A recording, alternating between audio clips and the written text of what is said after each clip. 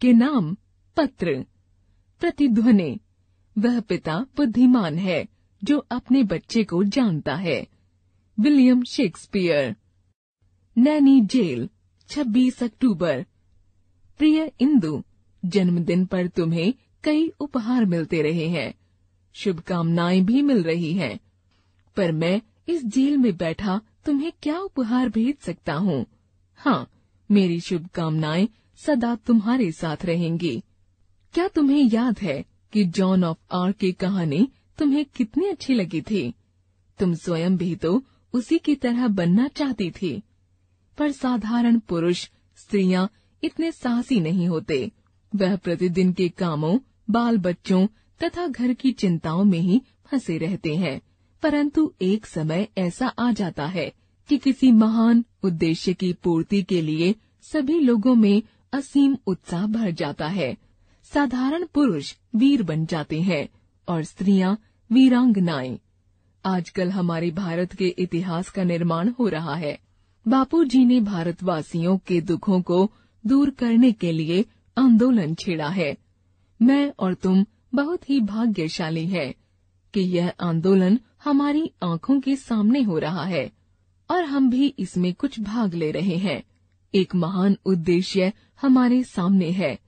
हमें इसकी पूर्ति के लिए बहुत कुछ करना है। अब सोचना यह है कि इस महान आंदोलन में हमारा कर्तव्य क्या है।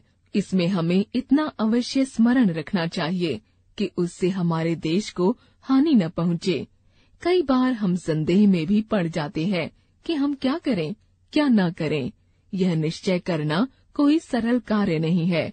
जब भी तुम्हें ऐसा संदेह हो तो ठीक बात का निश्चय करने के लिए मैं तुम्हें एक छोटा सा उपाय बताता हूँ। तुम कोई भी ऐसा काम न करना जिसे दूसरों से छिपाने की इच्छा तुम्हारे मन में उठे। किसी बात को छिपाने की इच्छा तभी होती है जब तुम कोई गलत काम करती हो। बहादुर बनो और सब कुछ स्वयं ही ठीक हो जाएगा। तुम ऐसी कोई बात नहीं करोगी जिससे तुम्हें डरना पड़े या जिसे करने में तुम्हें लज्जित होना पड़े। तुम्हें यह तो मालूम ही है कि बापूजी के नेतृत्व में स्वतंत्रता का जो आंदोलन चलाया जा रहा है उसे छिपाकर रखने जैसी कोई बात नहीं है। हम तो सभी काम दिन के उजाले में करते हैं। अच्छा बेटी, अब विदा। भारत की सेवा के लिए तुम बहादुर सिपाही बनो, यह मेरी शुभकामना है। तुम्हारा पिता जवाहरलाल। यह पत्र हमारे देश के प्रथम प्रधानमंत्री स्वर्गीय श्री जवाहरलाल नेहरू ने अपनी पुत्री इंदिरा गांधी को उनके 13वें जन्मदिन के अवसर पर नैनी जेल, इलाहाबाद में लिखा था। जीवन मूल्य।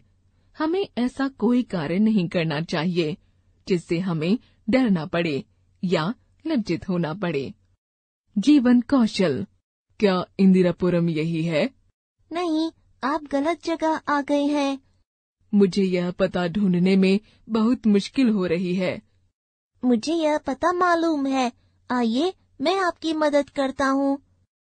बातों बातों में हमने सीखा कि हमें मुश्किल में फंसे व्यक्ति की मदद किस प्रकार करनी चाहिए।